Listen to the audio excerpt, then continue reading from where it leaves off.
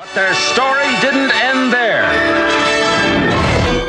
How could there have been only one? And he's back in business. Is the worst idea in the history of bad ideas. Part 2 is the final chapter in the violent history. This time, it's personal.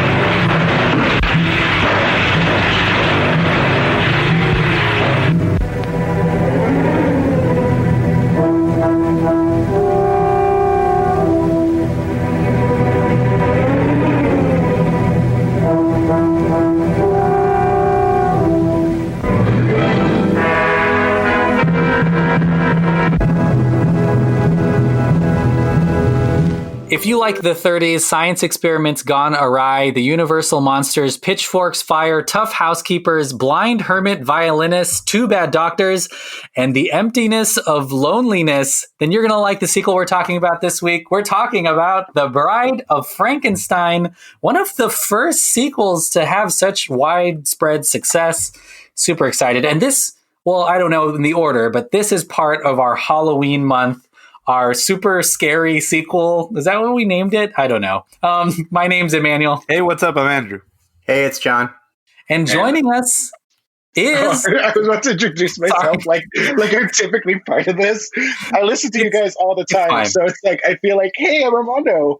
No, go. Yeah, it's Armando. Yeah, hi, it's Armando. How are y'all? Armando, what a movie to be on. Right. Are you excited? Or first of all, were you alive in the 30s? How did you see this movie? So an ex of mine a very long time ago, we sat down and we had like a Universal horrors movie weekend, the original Netflix and chill. And so wait, you do know what that means, right? Yeah, no, you're Netflixing and you're drinking water or a margarita, right? No. You're keeping it PG here, right? You're Netflixing and in a fridge. Netflixing. Yeah, see, you're chilled, you're cool, you know. Mm-hmm. Get that ice beverage. No. That means you get a one-way ticket to. You're taking the F train to Pound Town. Train. Yeah, so I watched in between lovemaking sessions. You watched this movie. Yeah, no, it was more like we were just drinking and we watched the film. I remember seeing it, pictures of it as a kid. I read the book. I was a nerd about this. I really love Frankenstein, the book.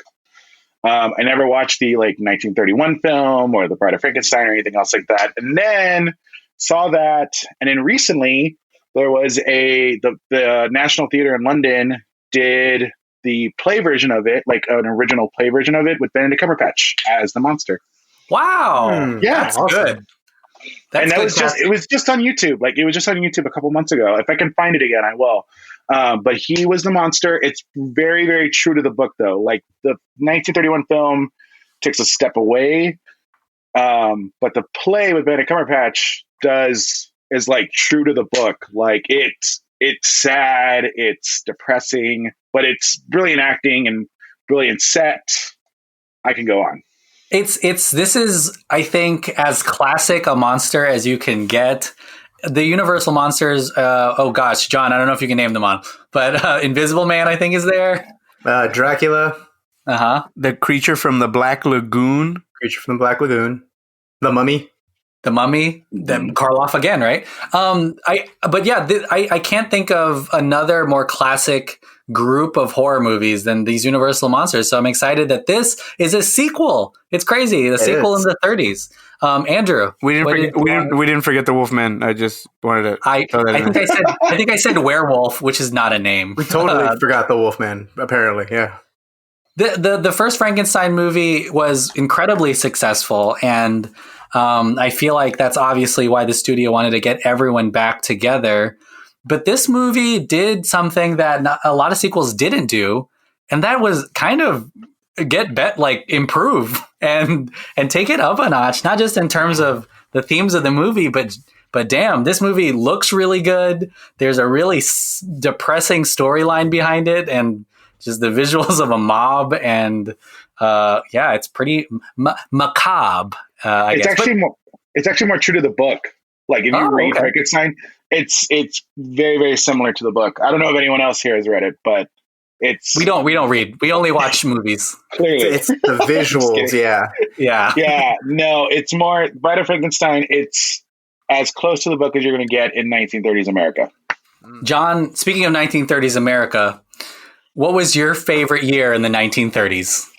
And the reason why? Fuck. I'm gonna go. I'm just kidding. I'm gonna go with just the fact that 1935 because this movie came out. There that's a good save. How do you like the Universal monsters? What was the first one you saw? Actually, the first Universal monster movie I've ever seen is Dracula. A couple of years, I want to say like probably a decade ago. Just watching it on cable. I didn't really pay too much attention to the. I mean, if we're being real technical, I guess the first Universal monster remake would be The Mummy with Brendan Fraser in 1999. I love the hell out of that movie. And I remember like on the VHS, there's a trailer for like a collection, like a Universal Monsters box set. And then a couple of years later, I saw Dracula on TV. So that would have been my first classical, Universal Monsters movie. I hadn't seen one again for a while up until this year when I watched The Invisible Man before the remake. I watched the Claude Rains version. The original. Yeah, the Claude Rains Invisible Man. And then I watched to catch up because I knew this was going to be a sequel, obviously, because the name of the show.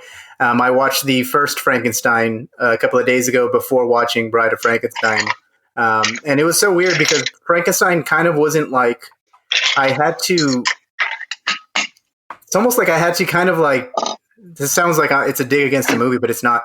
It was hard to like, let's just say that the Bride of Frankenstein was a little bit more compelling to watch. Like it hooked me right from the start, as opposed to the original Frankenstein, what that did.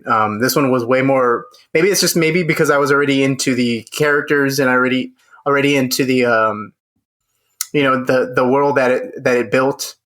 And then, the curiosity of what the deal was with this movie, because everyone seems to remember this one a little bit more than the first one. Yeah.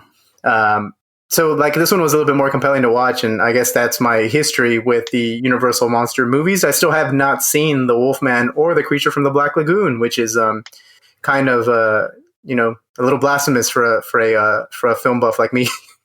Andrew, are you a Frankenstein stan? Are you a Stein stan?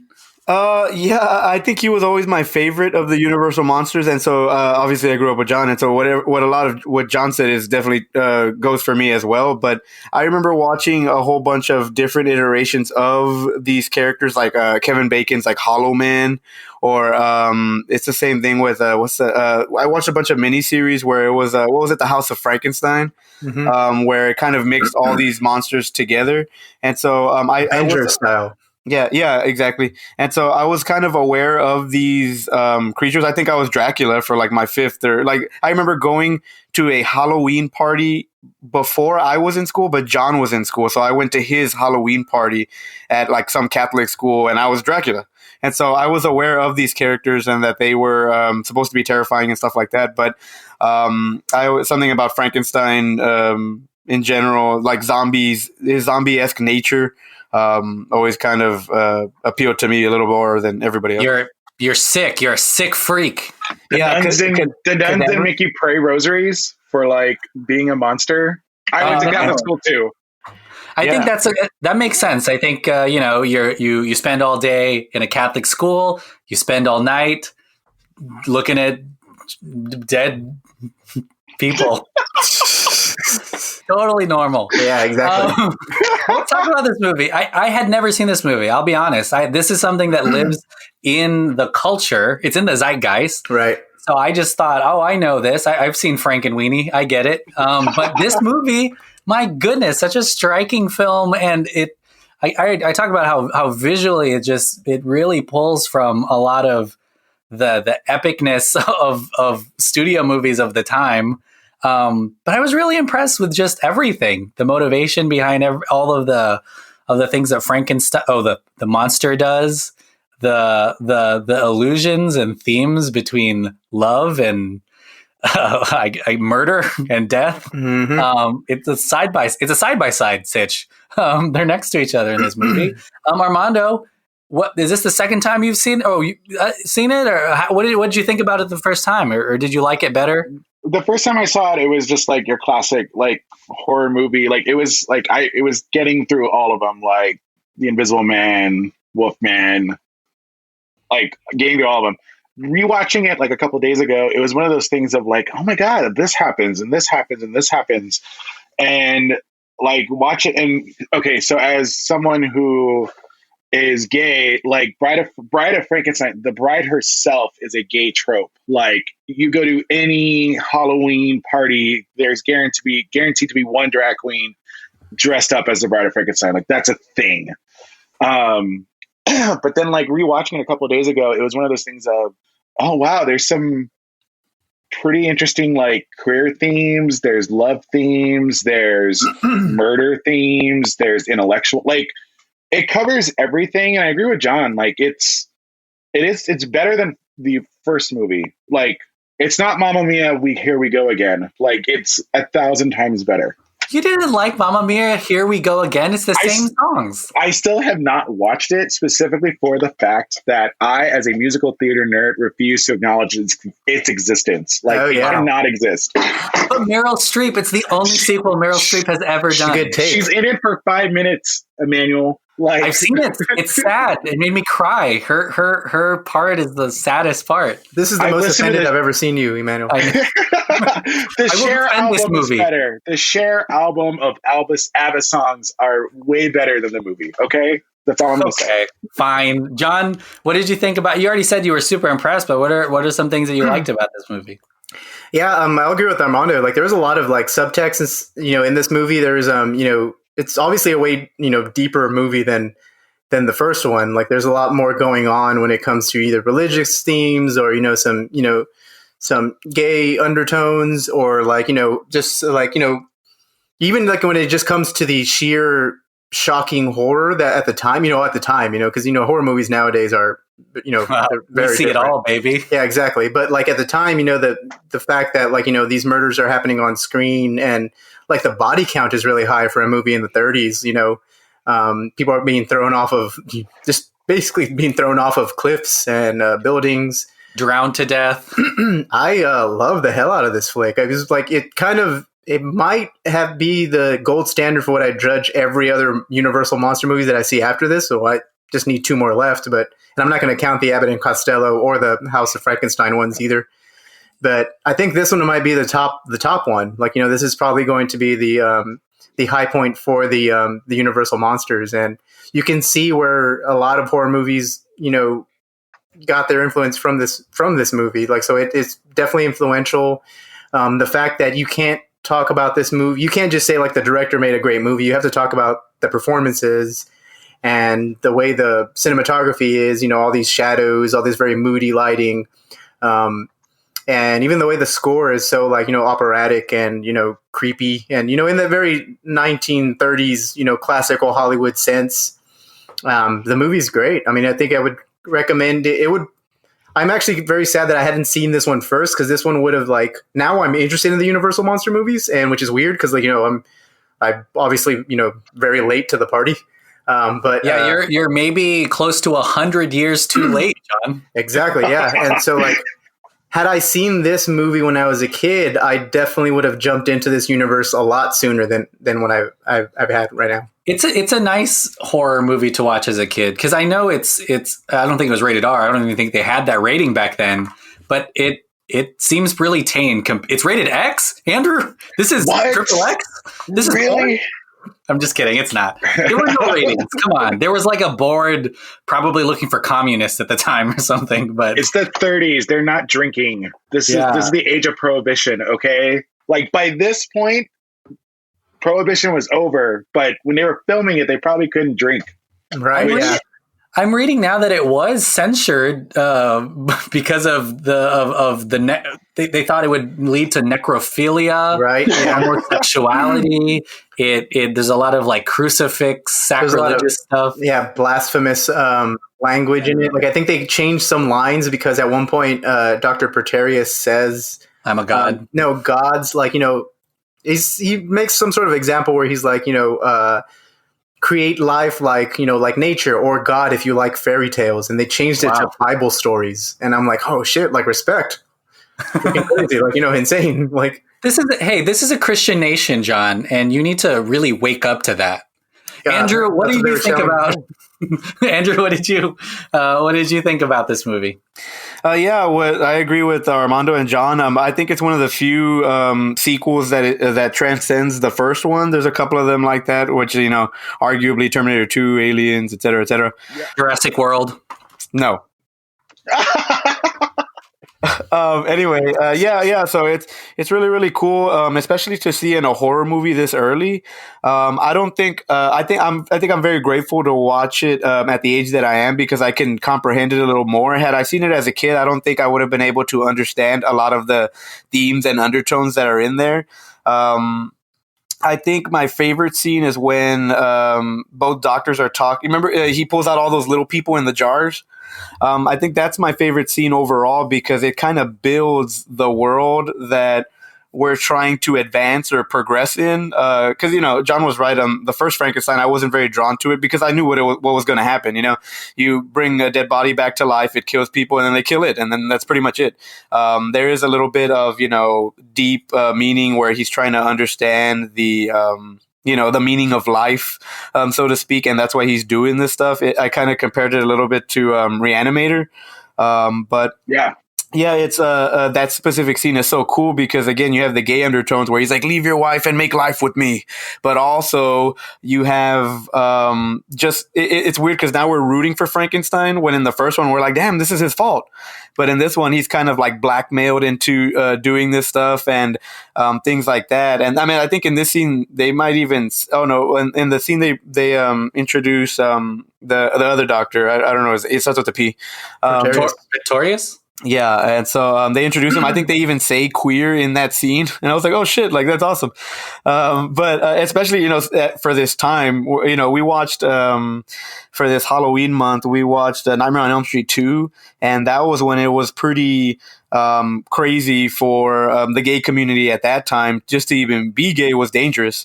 And then at this time, you're like, man, like it's so far away that like 30s. Yeah, it's way more progressive than even that movie was. No,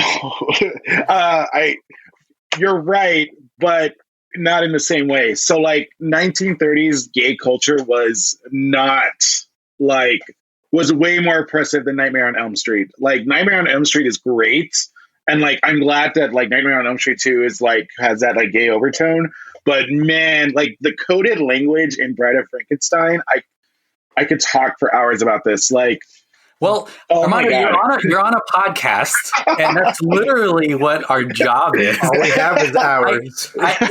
I'll let you talk about some of those undertones. The main one for me is the monster. I know the doctor has some too, but the idea that the monster is just... He just wants love, man. He just wants to be loved. Like he gets along with the hermit. Yes. And they can live forever happily there. Okay, so in the book, the hermit is actually with the family. Like he's not really a hermit, and like he's blind and he keeps talking to Frankenstein, and then finally the family sees him, and then they drive him out, and so in revenge, Frankenstein burns their house down. This is in the book. Oh, yeah. Okay, yeah, it's bonkers. Well, what are some other of? We'll spend some time talking about maybe the impact it's had and why it's so loved in the gay community. What do you think the reasoning is for that? So, like, you got to also know that it's like, I'm forgetting his name. I call him Whale, like James Whale. James Whale. James Whale. Yeah, okay, so it's created by him. It's his kind of like baby, and so he was known as a homosexual throughout his life. Like, he hid it, all that, classic, like, I'm not gay, I have a girlfriend in Canada type of thing. And so, right, it's very that. And so, like, the two doctors saying we're going to create life together was like very like crazy for the time. Frankenstein being an outcast, not being loved by anybody, that's like a big gay overtone. The mob. Yeah, like the mob, like that's a whole, like, in like the Christian imagery. So like one of the things that I noticed, I forget the scene it's in, but like he's in a graveyard, like the monster, and there's like a cross, and like I was like, oh yeah, because like to me I was thinking of him as like an anti-savior, like Right. he's coming to help people, but he's like an anti-hero in a way. And so it's like gay people during the 30s, like they're doing all the hard work, they're like creating so many things, but they can't like be known about it. Bride of Frank, and like how beautiful the bride is, type of thing. Like it's like that's such a campy trope in like gay culture now. Like I said, like drag queens do it every year, like when it's not COVID, like it happens all the time. And so I mean, I can keep dissecting this, but yeah, like it's peak gaiety, guys. Yeah. Well, and that's exactly what I meant, is that like, man, like we said that movie, Nightmare on Elm Street was progressive, but this is like, for sure, like it went over a bunch of people's heads, I'm sure, because it's the 30s. And so like you kind of like snuck a punch in there where it's like, haha, there it is. Like that's what I meant about it being so progressive. Is like, man, like this is probably an even bigger pillar, and not to mention, again, probably the best Universal movie, monster movie that's out there. And so that's like a super big W for the gay community for sure. Well, yeah. Sorry. No, go Armando. It's just one of those things of like, there's barely any wins for the gay community during the 30s, period. Like, there's no wins at all. And so the fact, like, I remember reading an article about Bride of Frankenstein and it saying that, like, it inspired gay men to be together. Like, yeah, like, it was one of those things of, like, oh, okay, I guess I can be with a man. And then it's a great precursor to, like, World War II, where you get a bunch of young men together. And it's like, oh, wait a minute, like, I'm not alone in my, queerness. So like Bride of Frankenstein is what like inspired like the boomer generation to be open and like honest. It's not like the catalyst, but it's like part of the vernacular of gay culture. Oh, wow.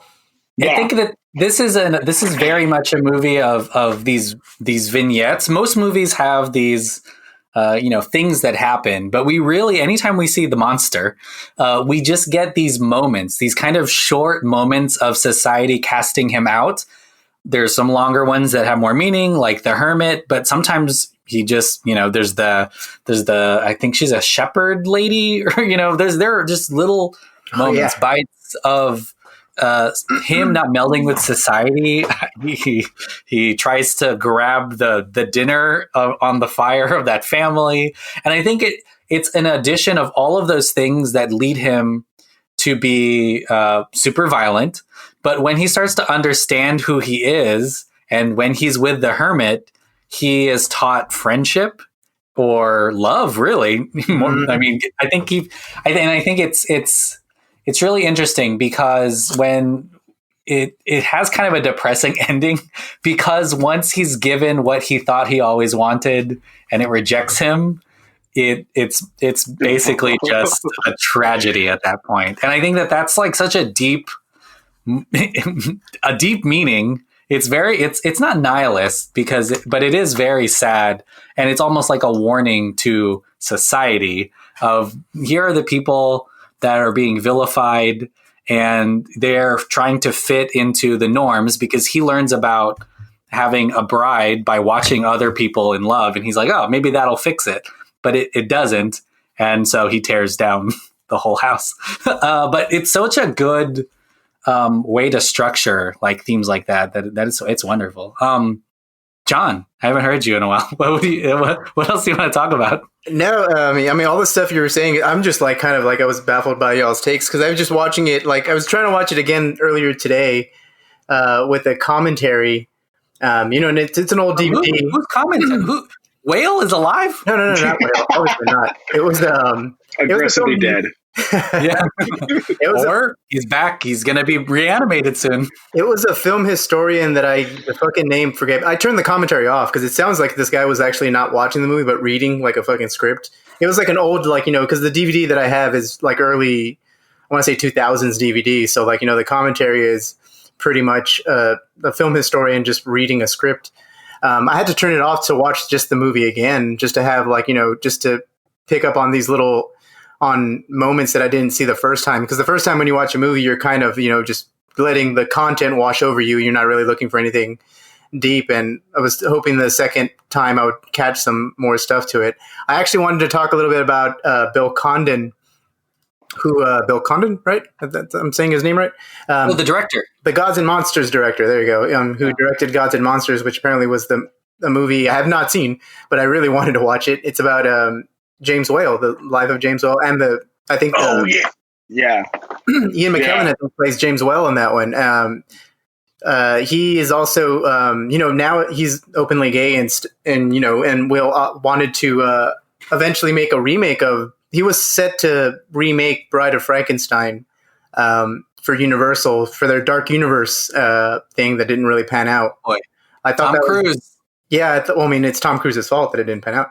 But sort of. I mean, I guess it's the screenwriter's fault, really. I mean, I originally would have. I haven't seen that version of The Mummy, which I really want to watch. But I think it's interesting that Bill Condon was actually on the documentary. There's a short documentary of Bride and Frankenstein. He seems to have loved that movie. It seems like it was kind of like very one of the movies that kind of pushed him to be a filmmaker. And I think it's very sad at the fact that he didn't get to make a remake of this movie, even though you probably can't really touch. This is one of those movies that's really untouchable. You can't, anything that comes after it. I mean, it ain't going to do it any justice at all. You saw Dracula as Gary Oldman and, sure, that was cool. But, most people in their head think of Bela Lugosi when he has a red cape and, geez. So I think it's pretty sad that he didn't get to do that. So I forgot what my point was going to be, but me too. Some trivia for you guys. You talk about The Mummy and Brendan Fraser and Gods and Monsters. Ian McKellen is drawing a younger Brendan Fraser as a nude model, and so Brendan Fraser would then go on and play The Mummy. The Mummy, yeah. I think a year later too. Yeah. So it's interesting that he's in that film, and then a year later he's getting the Universal remake. The Universal remake. And it's kind of early to talk about the future, but we'll talk about it now. There's still another Bride of Frankenstein coming from David Koepp. Is that his name? The screenwriter of Jurassic Park. All the Jurassic Park movies.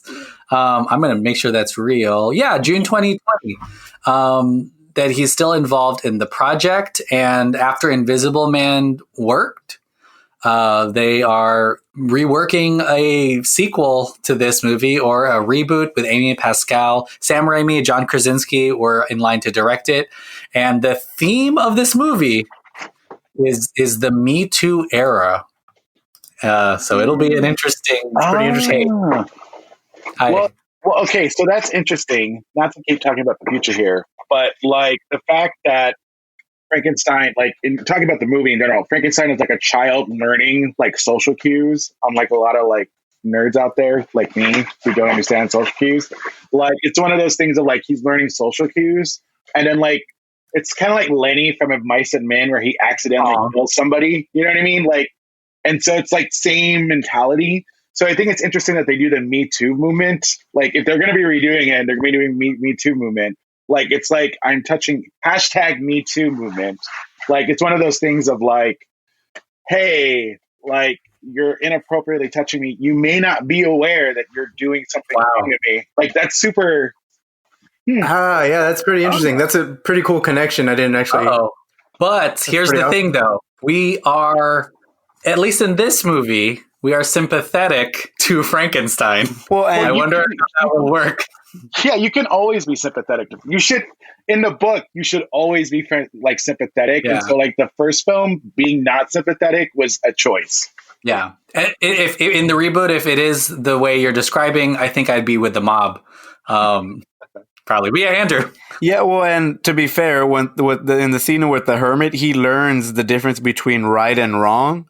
And so, before all this, he was probably just trying to find a way to express his anger. And then you end up finding out, like, hey, fire's not all bad. Some of fire is good. He likes to smoke and stuff like that, and cook food and shit like that.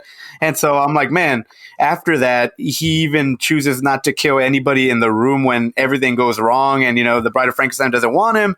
Everything, he has all the reason to just go crazy and start killing people, but he doesn't. And he lets Dr. Frankenstein get away and says, you guys should live because I know the difference between right and wrong. We are wrong, and you should go live. Yeah, I think that's a really good moment. And again, just more tragedy to the fact that Frankenstein was outcast, but so was the blind hermit guy. I feel like that may be why he's living on the edge. I don't know how it is in the book, Armando, but in the movie, it was so sad when he prays and thanks God for a friend. I was like, dang, this is like something that I probably do too often. But nightly, nightly. But also, I felt like those hunters that stumbled upon him thought that he was deformed like a monster too, just like Frankenstein. He's like, oh my gosh, look. He's like, look what he made this guy turn into. Yeah, I mean, yeah. In the book, it's not really a hermit. It's a family that he like that. So like Frankenstein comes out of the like womb, and then like Dr. the monster. Apologies, the monster comes out of the womb. Dr. Frankenstein is like, oh my God, this is awful, and like runs away from it. So the monster is like just like out in the middle of England, like pastoral England. Wow. Yeah, and so he happens upon this old man who is blind, and then like the old man starts teaching him while the family's off farming on their pastoral land. And then finally, like he's teaching the monster like how to read, how to write. And so he like in the book, he starts learning like Chaucer and like the Canterbury Tales. And he starts, like he starts learning like how to be a proper English gentleman. And so then he never wants to see the family. So finally the hermit, I'm gonna call him the hermit, like says, hey, stay. Like, I want you to meet my family. The family comes and is like, oh, this is awful. And then drives him out. And like, he finally finds a friend, like same thing, like same mantra. I found a friend. This is great. I'm no longer like on my own, but yet. Yeah, I think that there's a really, and I know the movie is short. It's only an hour, and oh my gosh, I'm scared. The movie is only like an hour and 15 minutes. I think. Yeah, it's pretty quick. There is an engine driving this movie, which I like, and I feel like that's because temporally it all could happen in one night. I know that sounds weird, and obviously it doesn't, but it makes it seem like this is all just one crazy lucid dream that's happening, all in continuity. And I would think that maybe if they're teaching him how to read and write, that's like a montage sitch. But yeah, that I feel like maybe they changed that so that it could be more of a horror movie that happens, in one crazy spooky night. Yeah, Andrew. Well, and it's really cool because that you say that, because it kind of is at the beginning of this movie with Shelley, like kind of, they're introing the movie and recapping it for you just in case you haven't, you forgot what happened in the first one and things like that. And so, I thought that was hilarious that you said that, because she is totally telling this tale to these two guys during a thunderstorm. I forgot about that. And then I don't think they wrap it up. At the end, that just makes the ending more dark. It's like, fuck the story, they all died. Like you forgot someone started this. And there's a son of Frankenstein. It's the third movie. There is, it's like Star Wars. It's a trilogy, And Frankenstein meets the Wolfman. Yeah. And just like Star Wars, we find out that Palpatine is back. In the Frankenstein universe. You find out it's the mastermind of the dark universe. Yeah, the dead spoke with the monster rising, and then the dead spoke again, Palpatine. Yeah, literally correlations, man. Correlations. I do like the fact that we were talking, Andrew brought up the scene with Byron and Shelley and Mary in that intro scene. You know their names? They were in it for like 5 minutes. That's crazy. There's a like Doctor Who episode based on them also. Historical figures. Yeah, they're historical figures. Yeah, they're like big in the literature world. Yeah, Mary Shelley, yeah. And then Shelley, like Mary Shelley's husband, Shelley, who wrote Ozymandias, I think. Oh, wow. Yeah. Anyway, the person who plays Mary actually doubles. She has dual roles in this. She plays, trying to get her name right here, Elsa Lanchester. She plays the bride at the very end of the movie as well. Oh, God. She's a triple threat. Well, she's pretty awesome. Only because of the way, she's she plays the actual, like she plays a human character and then she plays a undead character at the very end of the flick, which is pretty cool. For a movie named Bride of Frankenstein, there's very little bride. I will she's say in it for 10 minutes. Typical, like, female exclusionary. Like, the titular female character doesn't even get more than 10 minutes in her own film. More than 10 minutes? In her own movie. And I think that does contribute to the gay undertones, too, where they're like, hey, the wife, lock her up. The Bride of Frankenstein rejects all males, doesn't want anything to do with them. So, real quick, I don't know if y'all know this. The wife actually dies in Frankenstein. So, like, Dr. Frankenstein's real wife dies because the monster kills her. I had heard that because I heard that, like, someone had told me once that, like, I think because there's another Frankenstein adaptation called Mary Shelley's Frankenstein with Robert De Niro, and I think someone Kenneth Branagh. Yeah, Kenneth Branagh. I think directed it, right? I think, or something like that. Wow. I think they said, as low as I've never seen it, but as low as like the Rotten Tomato score is for that flick, they said it's the most faithful adaptation of the book. And I think the bride character, comes from that, what they were telling me about what you just told me about the bride. They were telling me from that book, like, the bride ends up dying and then they resurrect her and then she ends up like kind of killing herself again as a no. Okay. So what ends up happening in the book, and it if I find it, I'll send it to you guys. The YouTube of Benedict Cumberbatch's Frankenstein. So basically, what happens is the monster comes to Dr. Frankenstein and is like, "Look, I'm alone in this world. I have nobody. No one wants to be with me. No one cares about me. I need you to find me a wife because that's all he thinks he needs, right?" And so, Dr. Frankenstein, there is no Dr. Pretorius. I'm bad with that name. It's not really in the book type of thing, but basically Dr. Frankenstein goes off to Scotland, resurrects a woman, and the monster's there watching it happen. And so then Dr. Frankenstein gets like cold feet. Oh no, he's like halfway through it and he gets like cold feet, kills the real bride of Frankenstein. The monster gets really, really mad about it. He's like, I had a wife, like you destroyed my life. Like you really ruined my life. Yeah, my wife. All right. My wife. And the monster vows to kill Dr. Frankenstein's new wife. Ooh. So in the book and then also in the play, the monster comes, rapes Dr. Frankenstein's bride, and then kills her in the process. Elizabeth, right? The character Elizabeth Frankenstein, I guess, like the bride to be. Yeah, the bride to be. Wow, like it's uber dark. It's super dark. Welcome. I was just reading this now, but the original film in the previews was doing really well. So they were thinking about a sequel, so much so that they went back and refilmed a sequence where Dr. Frankenstein survived, because I guess he wasn't going to survive in the first cut of the first movie. So they refilmed that and really wanted Whale back to direct it, but he said no so much that they ended up agreeing to give him a second movie, not Frankenstein related, just so he can come back and direct this one. And he contends that he didn't think it was going to do well. So he was like, I'll just make it fun at least. And it ended up being a lot better than the first one. Really, really enjoyable. But yeah, what else do y'all want to talk about? Let's do this. Let's give our final thoughts on this movie, and then we'll give our plugs. I kind of wanted to talk about the humor. You had brought it up. Sorry, I was looking at something. Did you guys actually? I mean, I didn't. You obviously afterwards when you watch it and do research on the movie afterwards, I kind of you kind of see that it is a dark comedy. But did you guys kind of get that the first time y'all saw it? Like, because there's a goofy character named Minnie, and also that the counterpart to Minnie.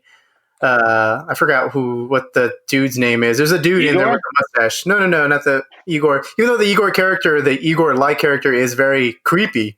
Like, I feel like whenever like he's lit and his eyes are like super big and like, he's just talking. And I think he killed someone? Yes, he kills someone and steals their heart, which is like probably one of the darkest parts of this flick. Yeah.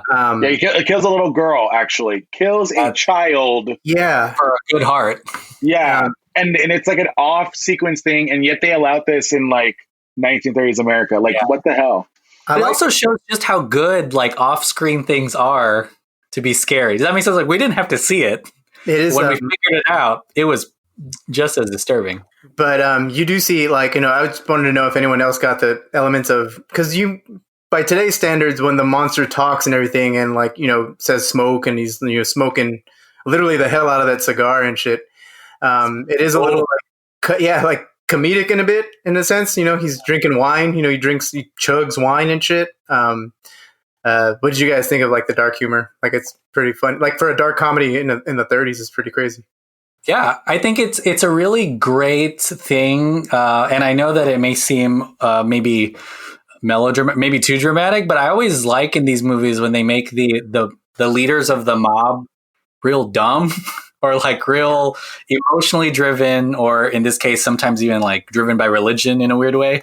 But yeah, I think that's like I don't know if it's a trope, but I really enjoy it when we see the mob or the officials or the mayor from Jaws as dumb. And then there's something really funny about it, especially when they're playing it over the top. And the way that the I forgot the lady's name just right now, but the way she screams every time she sees Frankenstein once and screams through the whole countryside to the town. I was like, damn, girl, she has some pipes on her. She's a screamer. It's that transatlantic accent coming through. I know. I can't imagine. If I saw something scary and screamed with my hands up all the way to I don't know.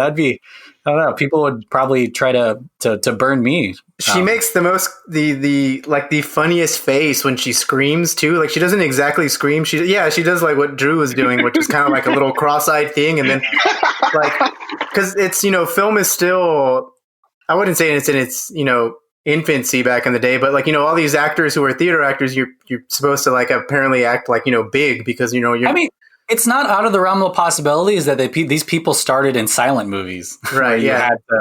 You had to exaggerate. Yeah. You had to like throw up those expressions, like, and dial it up to 11 just to have it. But I thought it was hilarious. And she was, it's a really weird to have a source of comedic relief in a horror movie that old, in my opinion. I don't know. Yeah, and I think in a lot of the ways, again, it heightens everything from the first movie, and so with that one just being a horror movie, and I remember pointing that out to John where she screams at first, and me and John didn't laugh right away, and so I don't think we found it very ha-ha funny, but I told him, I was like, oh, this was comedy back in the 30s, and so, but yeah, even that being a dark comedy where, they're normal now, but back in the day, how many of them really were there? But yeah, I thought it was really, really neat. And again, man, it just, and even like from the set design to the editing to the camera work, everything was again clicking on all cylinders and leaving the first one in the dust like crazy.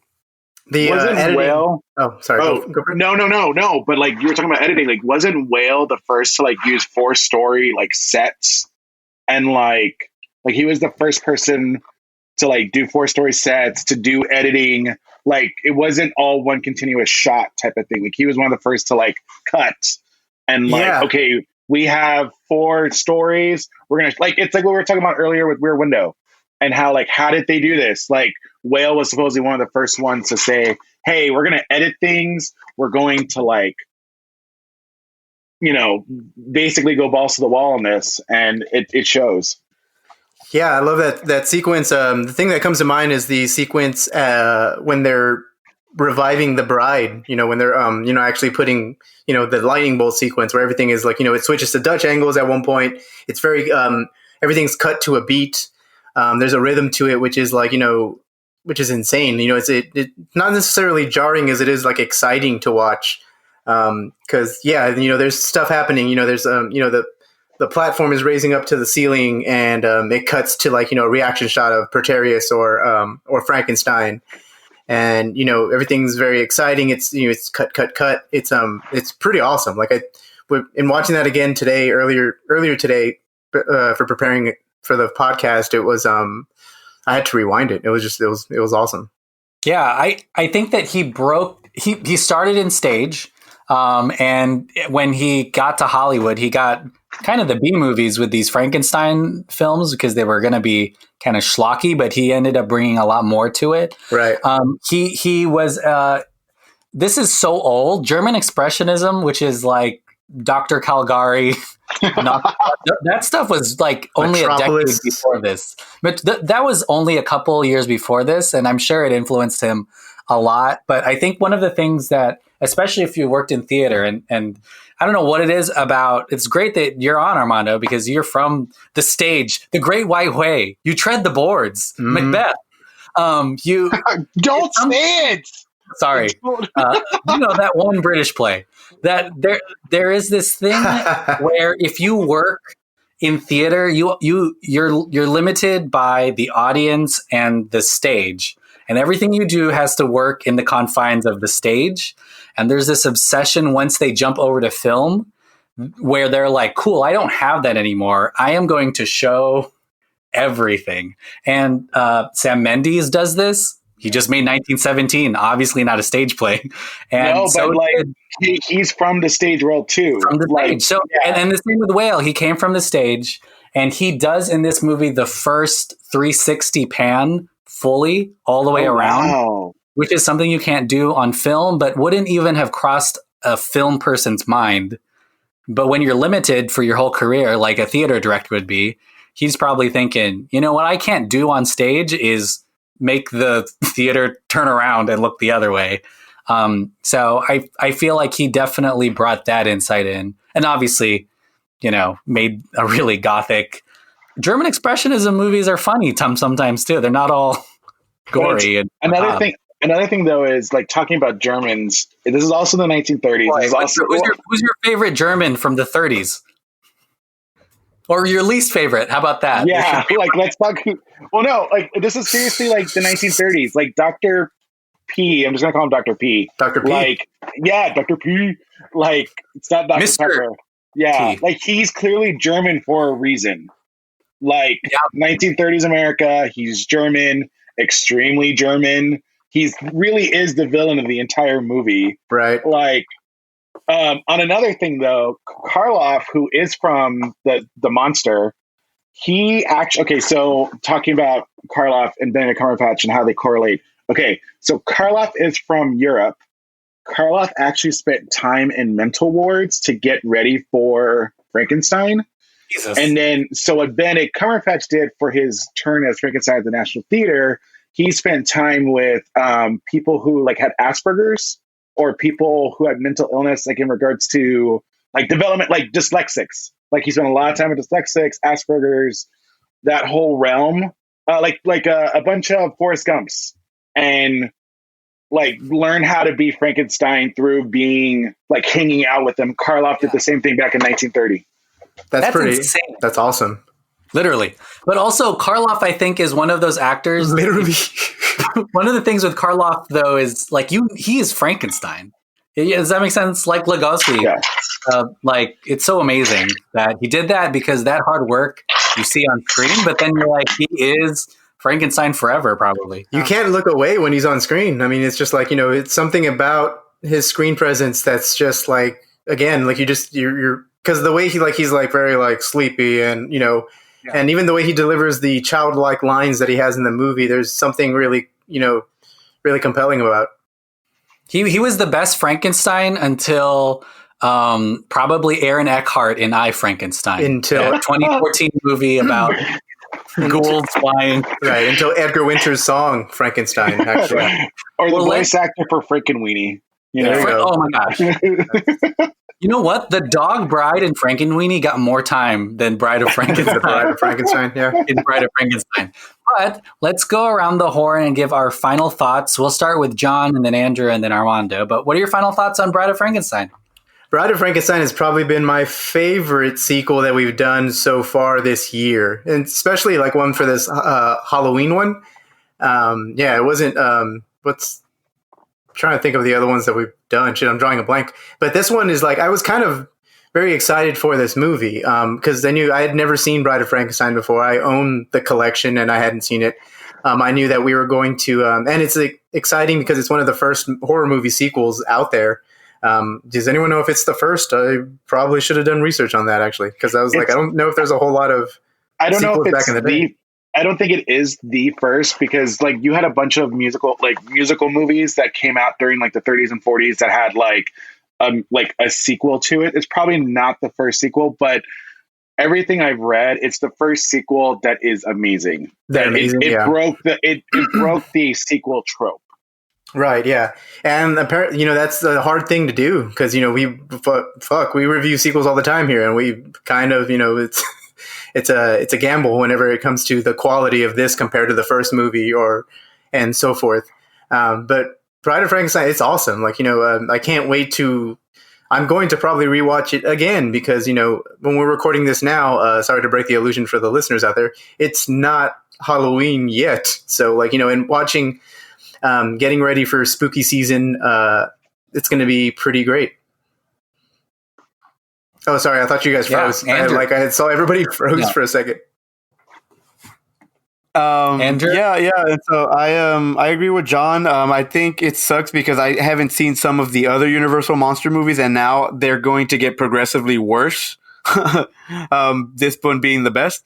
But yeah, man, I loved everything about it. I was hooked from the get-go. Again, that I can't say enough about that one scene with Dr. P and Frankenstein in the room where they're kind of introducing all these elements. They're doing the religious thing. They're doing the gay undertones. They're doing the fantastical, the effects in that scene where they had the miniature people. I was like, man, this is really good for the 30s.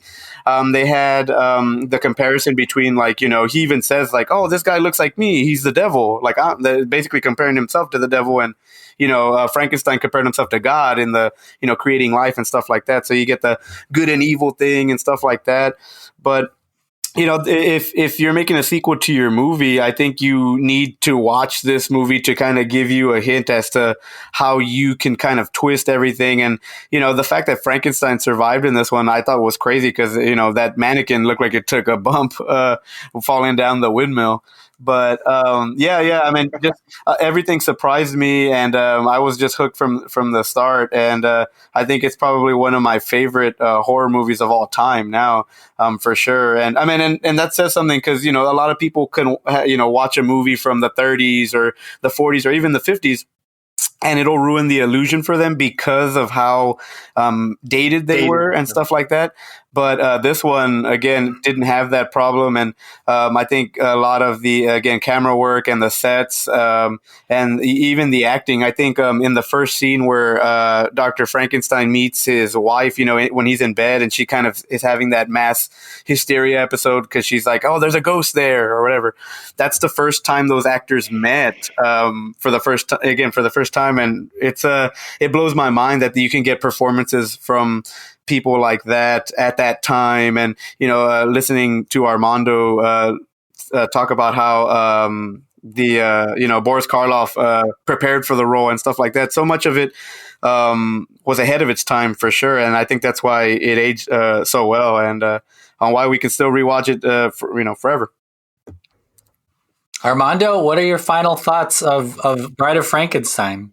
It's just more of what John and Andrew said. Like it's a great film. I was talking about it with like a few friends earlier, and I was talking about it with my brother, and I was like, this sort of feels like Rogue One, like Star Wars Rogue One, where it's like it's a really good sequel to like a film where it has some of the same characters, so you get this like there's a lot of good build up towards it, and so that's why Rogue One is such a really good film in my eye. I don't know about everyone else's, but in my eye, it's a really good film.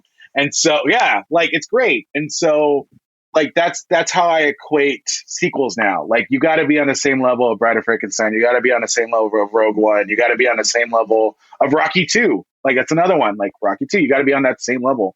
And so, yeah, no, Bride of Frankenstein, A+. Yeah. I mean, I agree.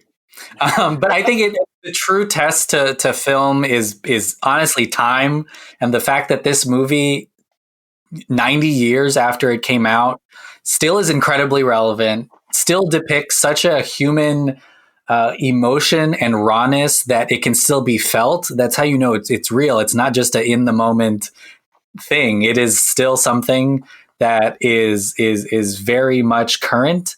I think there's this term that they throw around, a postmodern, a lot, and it's basically the line between, oh, this movie's nice because it's old and it's nice that we watch old things, and then like, hey, this movie is timeless because it is. And I think this movie is there, and I think it's insane because it's a sequel. We talk, and it was a blatant money grab for the studio, but everyone put in so much effort into this that it subverted even that expectation for it being a good movie. And because of the themes and the ways that it kind of innovates itself, and really a genre that it creates, it's really, really special. But yeah, go watch this movie. I believe it's on streaming. I don't know. I got a copy. Amazon. Amazon. Okay, cool. Yeah, it's Amazon online for $3.99. Yeah, You should go. I mean, yeah, or if you can track down a physical copy too, like a Blu-ray, that's also awesome because it comes with all the special features and shit. So it's got to be one of those like $10 movies because it's been around a long time. We're what are we, like 10 years from it being public domain or something? I don't know. I doubt it with Universal, especially if it's in the theme parks. Sophia and I, we went, well, this may upset Andrew because he missed out on the studio tour. We went onto the set of this movie, Bride of Frankenstein. But Andrew, of course, did not go with us, even though I invited him. But let's go to plugs. John, what do you have to plug? I was going to say one more thing about Frankenstein, or the Frankenstein's monster. Just like Frankenstein, it's back, baby. Yeah, it is. It just will not die. I always thought of the monster as cheesy, like the Frankenstein monster as very cheesy and corny when it came to all the Universal monsters. So like this movie kind of changed the outlook on it, and I am very pro Frankenstein from here on out because I really want to see more adaptations now of this very simple story. Like Andrew brought up Reanimator earlier, and that's where I kind of thought that like the story, in my opinion, or at least the Frankenstein, story, which is kind of more or less adapted with that, was a little superior. But I kind of want to see more of this and more of the bride character in the future, like more future adaptations. I'm excited for it. I don't know about the Mummy, but I do want to see more Frankenstein-esque stuff. I think we will. We'll see more. Definitely. I mean, cool. I Frankenstein too. You Frankenstein. Lee Weinel, you need to get on Frankenstein after the Wolfman. Yeah. Anyway, plugs though. I don't have anything to plug. Listen to your podcast. Listen to this podcast, Revenge of the Sequel. Listen to Countdown to Infinity. Listen to Countdown to Skywalker. I said that. Yeah, right, Disney. You heard me. Wow. A direct challenge. Go to patreon.com/DelphinPod and sign up for some cool shit there. There's some exclusives that you won't see anywhere else. And I want to end it off by saying, go vote, please, for the love of God. I will say this, y'all. Oh, wait, no, this is coming out before Election Day. Never mind. Good. But you will have just missed the window to vote for America's Got Talent. So I apologize. We did not tell people to vote for that. Andrew, what do you have to plug? I don't have a thing other than be safe if you're going out for Halloween. Be safe celebrating Halloween. I think you should stay inside and watch this movie with your family. I also think that you need to vote some of these bozos out of office too, so that we can have a progressive change. And so, yeah, make sure you get those ballots in. Whether that's mail-in or in person, but also be safe in person, wash your hands, wear a mask. COVID is still a thing. Hey, Armando, what do you have to plug? Thanks for being on the pod. If you want people to follow you on social media, or if you don't. I mean, if you want to find me on social media, I'm primarily, I don't check it often these days due to grad school. But I'm at Flip on a Switch on Instagram. It's private. If I really don't know who you are, I'll probably not accept you. But also, like, if I really, really don't know who you are, Like you gotta like message me and be like, hey, like I listen to Dolphin Pod, and I'll be like, okay, accept. No. Anything to plug? Go vote. I think by this point, early voting has ended. I'm not too sure. So November 13th, I believe. Like, go vote. Like, regardless of political affiliation, like people have died for your right to vote. Like, the great American experiment needs to keep happening, regardless of what happens. So, like, Hamilton plug there. Like, seriously, like, go vote. Wear a mask. Socially distance. Take it from somebody that has not had COVID, knock on wood, but like wants to stay that way. Also, one more thing. I am a University of Houston grad school student. We are putting on 8 productions this semester. And so we are starting with Kid Simple, Free Fall, a bunch of other really good ones. Check it out on the UH Theater, School of Theater Dance website. Most of them are cheap because it's, COVID season. And you get to see some really good, like, people perform, act, sometimes on a stage, sometimes over Zoom. I happen to be part of a production. I'm not physically in it. I am just a historian for it, called Holy Ghost, which is about snake handling churches. So, wow. Yeah. It's super interesting and weird. Look up Snake Salvation on YouTube and you'll get more information. If you want to see a play about it, come to UH. So, I hope Manny will I call him Manny. I hope Manny will put the link in whatever show notes there are. So maybe. I really don't want our listeners to get bit by snakes in a Baptist church. But Pentecostal, but Pentecostal. Are y'all using real snakes, or what's happening here, Armando? No. Okay, so the story is about a snake handling church, and it's all over Zoom, just like we're doing right now. Like it's all over Zoom, so the students are all doing their things. Like they do their own Foley, they do their own sound, they do their own props, and so traditionally it's not done with real snakes. In some productions it's been used with real snakes. But yeah, no. So it's basically the premise is woman leaves man finds woman at this church. She's promising to marry the reverend, has no idea what's going on. Suddenly at the end of Act 1, there's snakes. And they're all, and it's set in the Appalachian Mountains. It's heckin' Southern, like imagine Colonel Sanders, but like a bunch of people. I'm hooked already. Yeah, like it's bonkers. And like if you want more information, I can give it to you. But if you Google Snake Salvation on National Geographic, you will find some crazy. I shouldn't say that. Non-judgmental here. Some really interesting people. Let me just say that. Yeah. Armando, I would say about 90% of our listeners are in the Appalachian Mountains. And the other apologies. The other 10% are snakes. So you're thin line. Listen to all your Dolphin Pod shows. Go to patreon.com/dolphinpod. That too. Yeah. You can get exclusive things like shows and stuff. And everyone has been echoing voting. You can check to see if you're registered to vote and see those deadlines at dolphinpod.com. We partnered with Rock the Vote. You can register in as little as 5 minutes. And I believe now you can also register for a mail-in ballot if that's your thing.